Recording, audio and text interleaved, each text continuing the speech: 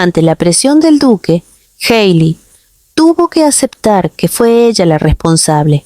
Ella le había advertido que si no hacía nada, tomaría el asunto en sus propias manos.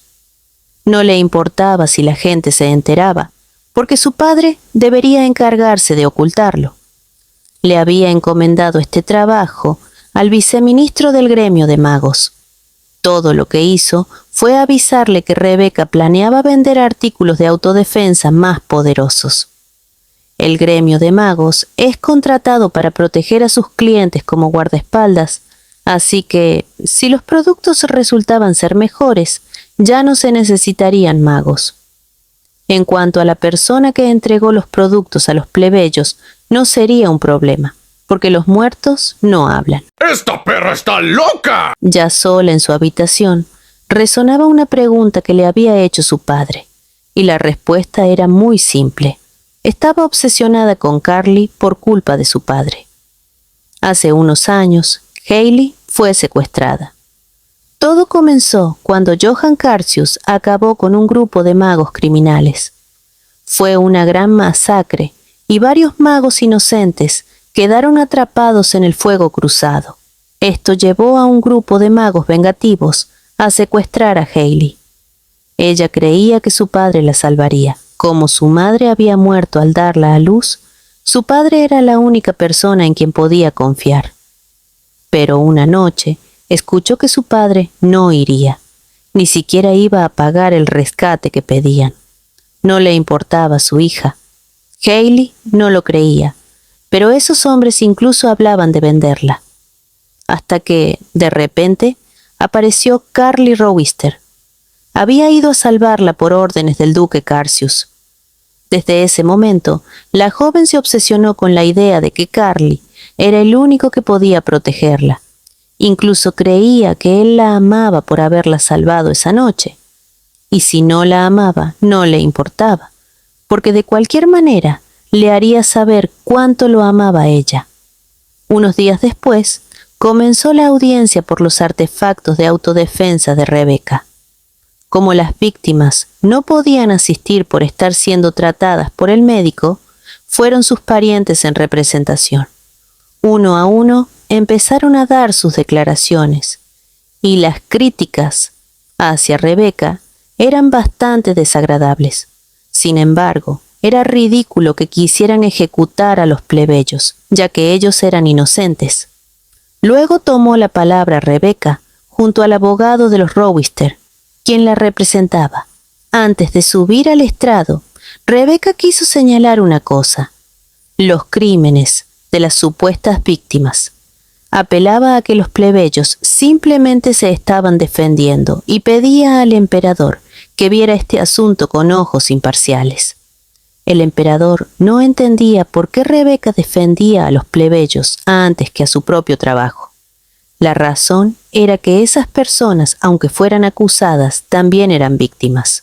No se les permitía asistir a la audiencia por su bajo estatus. En cuanto a los objetos mágicos, Rebecca los había creado como armas simples, pero no fueron muy efectivos y los consideraba un fracaso. Por tanto, era imposible que pudieran herir mortalmente a alguien. En conclusión, sus artefactos habían sido falsificados. Al presentar las pruebas, el collar presentaba una mancha negra que solo se forma en las falsificaciones. Para probarlo, llamaron a Lloyd como testigo. Él verificó que el círculo mágico original se había deformado, manipulado por una fuerza externa. Se suponía que había sido un mago, por la presencia de maná. Si un alquimista lo hubiera hecho, no habría dejado rastros.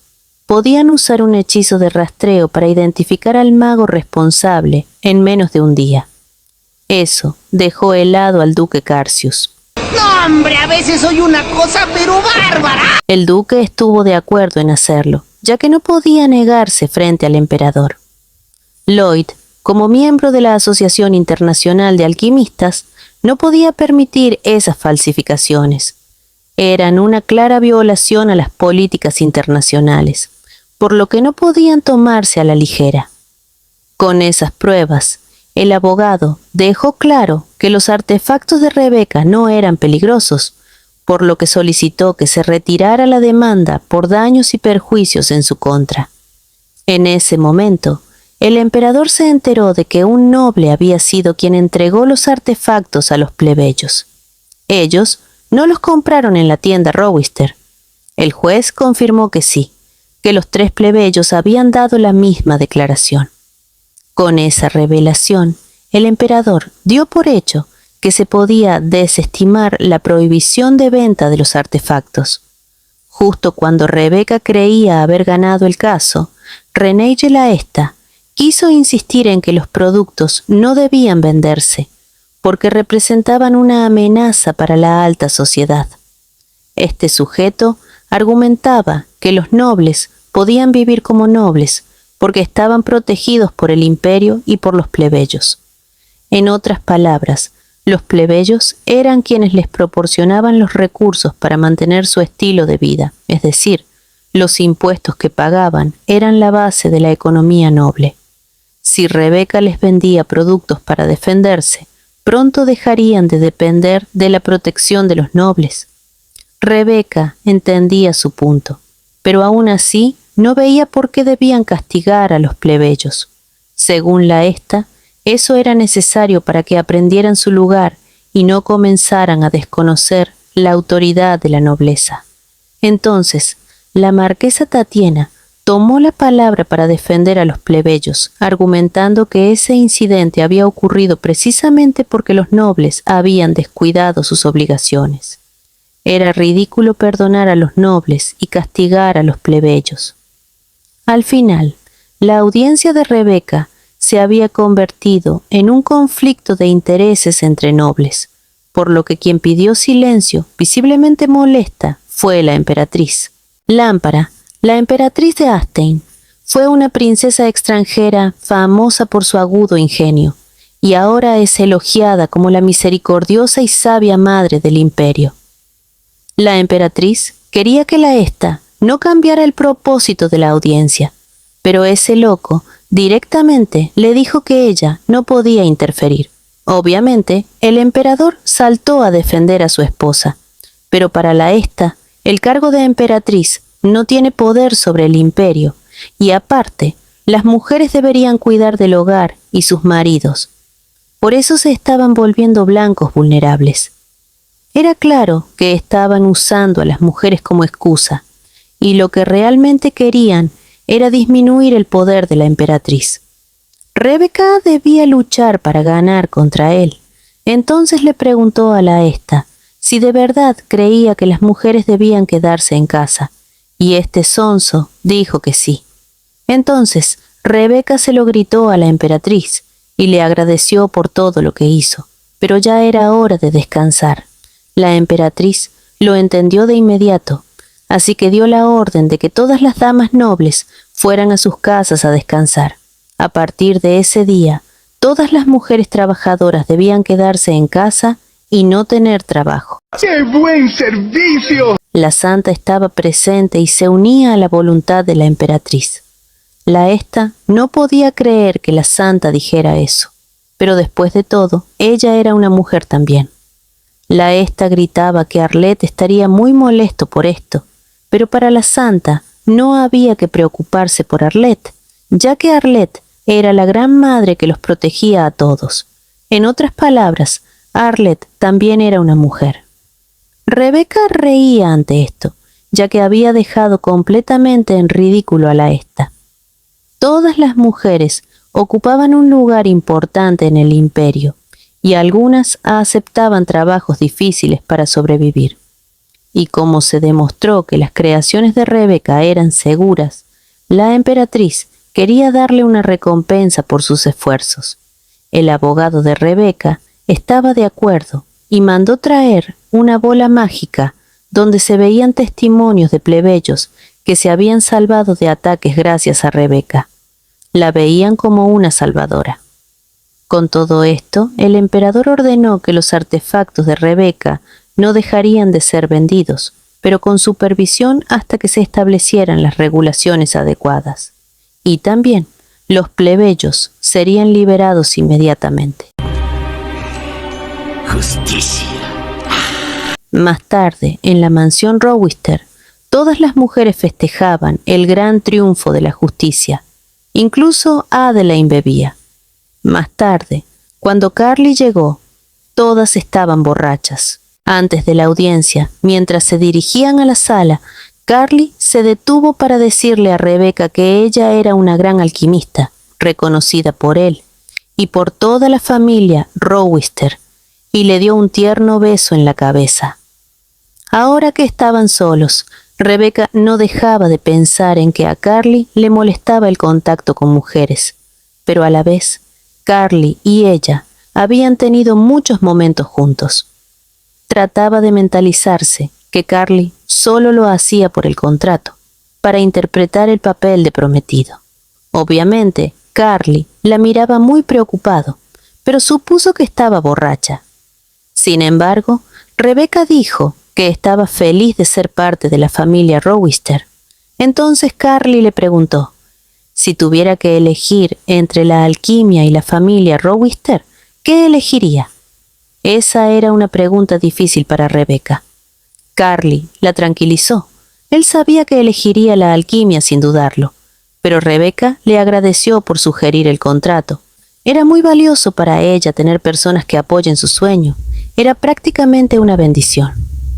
Luego de eso, Rebecca se durmió abruptamente. Entonces, Carly la llevó en brazos hasta su habitación. Cuando la recostó, recordó una conversación con el emperador. Él le había preguntado qué pensaba de Rebecca, ya que sabía que solo se había comprometido para demostrárselo al exemperador, pero le sugería que se comprometiera de verdad con ella, aunque Carly sabía que Rebecca no querría eso. El título de duquesa la ataría con demasiadas responsabilidades. Tampoco podía pedirle que abandonara la alquimia, pero el emperador insistía. ¿Qué haría si Rebecca de verdad quisiera casarse? Esa pregunta no lo dejaba en paz, porque él ya tenía sentimientos por ella. Pero, antes que nada, Carly necesitaba encontrar al culpable de la audiencia de Rebecca. Por otro lado, el padre de Hayley la culpaba nuevamente por lo que hizo. Ella ya esperaba que la emperatriz se involucrara ante el marqués Laesta, pero jamás se imaginó que la santa iba a interferir. Como su padre tuvo que enviar a un viejo amigo a la cárcel, estaba muy enojado, así que decidió enviar a su hija a la finca familiar con el pretexto de mejorar su salud, y le ordenó al mayordomo que la vigilara para que no pudiera salir ni hablar con nadie. ¡Eso te pasa por zorra! Tiempo después, Adeleine anunció que harían un viaje. Era un poco tarde, pero siempre hacen un viaje en otoño. Muchos nobles se van de vacaciones para recuperarse y poder soportar el frío invierno. El sur suele ser el destino más popular. En la familia de Rebecca nunca habían hecho eso, pero ahora iría con los Rowister a las aguas termales. Al llegar, Rebecca estaba fascinada por el lugar. Jamás se imaginó que el emperador les diera una villa privada con aguas termales. Como había sido un viaje largo, Charlotte y Adeleine se fueron a descansar. Carly no estaba cansado, ya que al ser un maestro de la espada podía soportarlo mejor, y Rebecca, aunque estuviera cansada, quería ir a las aguas termales. Los sirvientes ya habían preparado todo, así que Rebecca corrió muy emocionada a darse un chapuzón. Cuando fue a las aguas eran perfectas, pero se encontró con Carly, quien obviamente estaba sin ropa disfrutando de las aguas. El grito de Rebecca fue tan fuerte que se escuchó en todo el lugar. Ambos querían saber qué hacían ahí, pero Rebecca gritó que ella no era como el resto de mujeres. Carly, obviamente, se disculpó. Solo quería relajarse un poco y por si acaso le aseguró que no vio nada de Rebecca. Pero Rebecca sí había visto, y fue demasiado para ella ver toda su espalda. Ese no era un problema para Carly, porque podía mostrarle su espalda cuando quiera, porque sabía que Rebecca no era como todas esas otras mujeres. Supuestamente, Carly es quien debía dar las explicaciones, Pero Rebeca sabía que él no era un hombre con intenciones pervertidas. Esto dejó muy pensativo a Carly, y decidió dejar tranquila a Rebeca un rato más en las aguas. Pero Rebeca había quedado bastante perturbada por tremenda espalda, y no la culpo, yo hubiera estado igual. Señor, qué suerte tienen algunos. Más tarde, Rebeca lucía un típico vestido de la zona, y decidió dar un paseo nocturno. Al salir, se encontró con una feria nocturna, pero de la nada apareció Carly. Estaba un poco molesto porque salió sola y creyó que al menos debió llevar un guardia, pero eso le quitaría libertad. Entonces debió decirle a él que la acompañé. Como ya estaban ahí, Carly la tomó de la mano para que no se pierda. Eso le hizo pensar a Rebeca que a Carly no le gustaba el contacto físico con las mujeres, o quizás no la veía a ella como una mujer. De repente, Carly le puso una hermosa corona de flores, un gesto muy dulce que la hizo sonreír. Así que, como ya estaban ahí, Rebeca decidió dejar esos pensamientos atrás y divertirse. Un comerciante les contó que al pie de la montaña había un enorme mercado de alquimia, y obviamente Rebeca quería verlo. Al llegar, estaba encantada, y Carly le dijo que se tomara todo el tiempo que necesitara.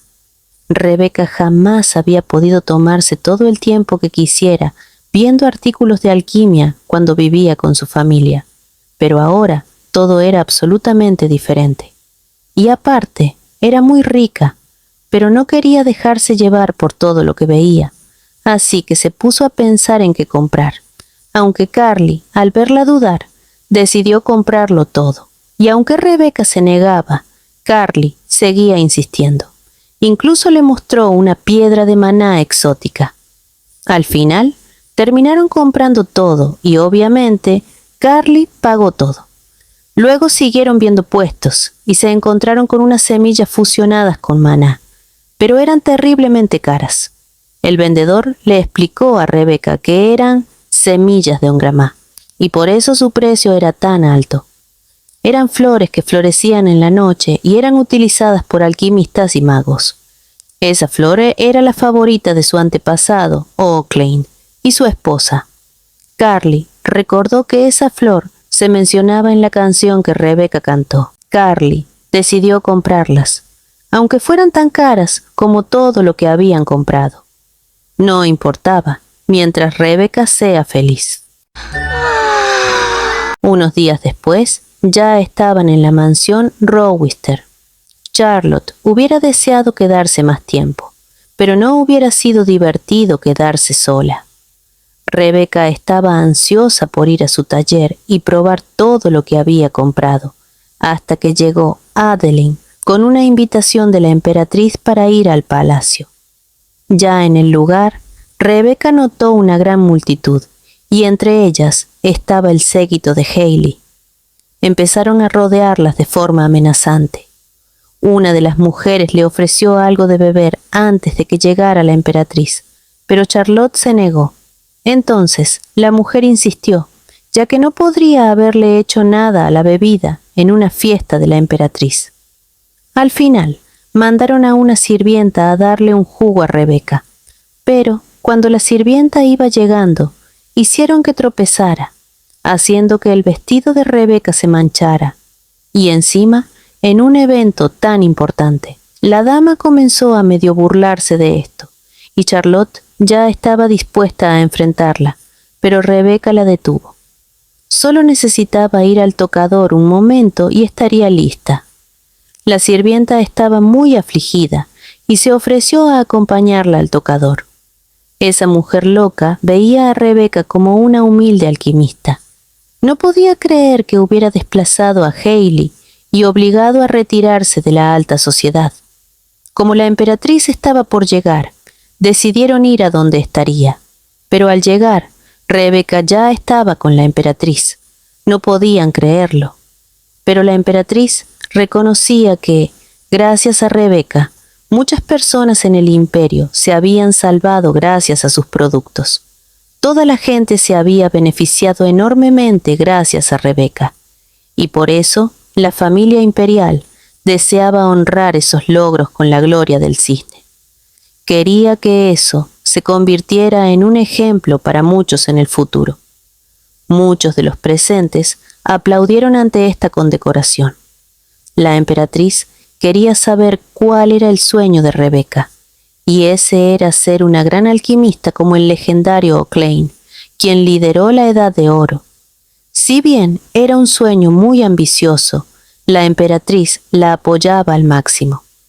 Durante el brindis, la emperatriz se disculpó con Rebeca por una falta que una de sus sirvientas había cometido, pero para Rebeca no fue un problema, ya que tenía un papel limpiador que había creado hace poco.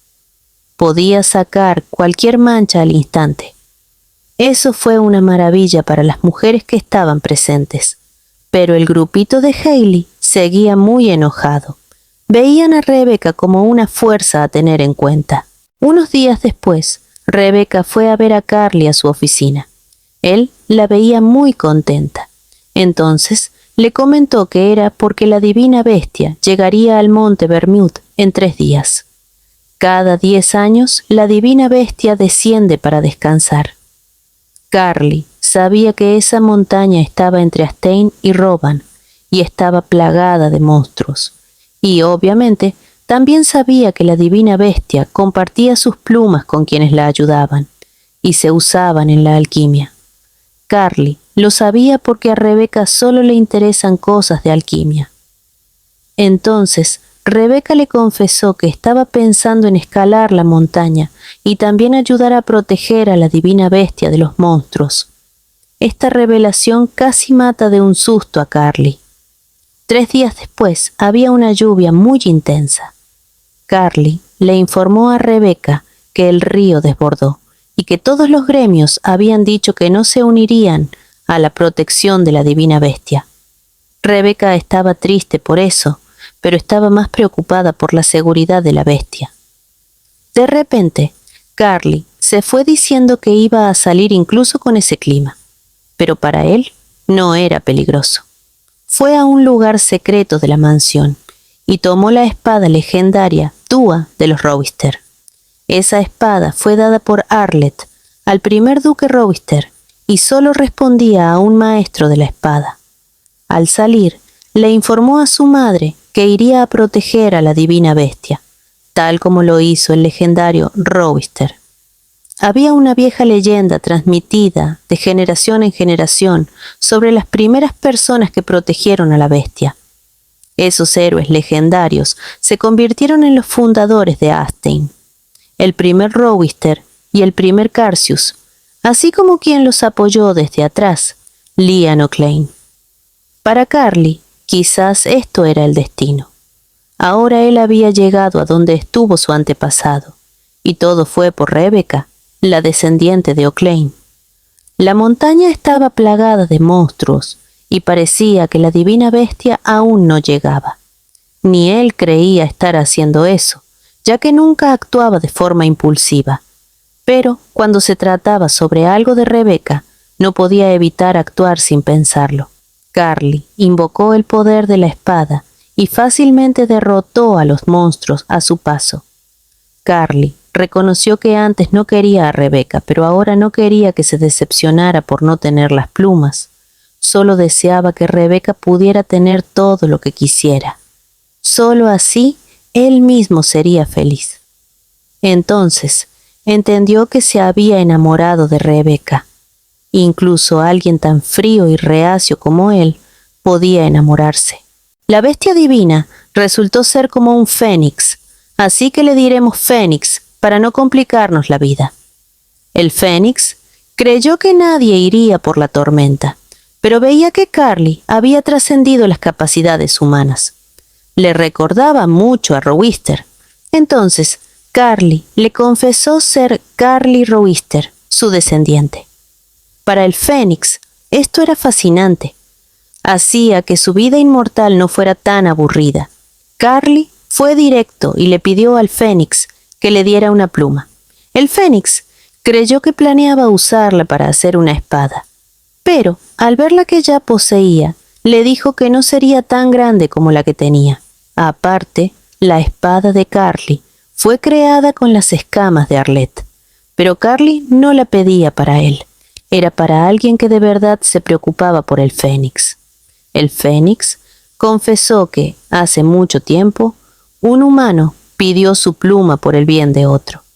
También había sido un humano extraordinario.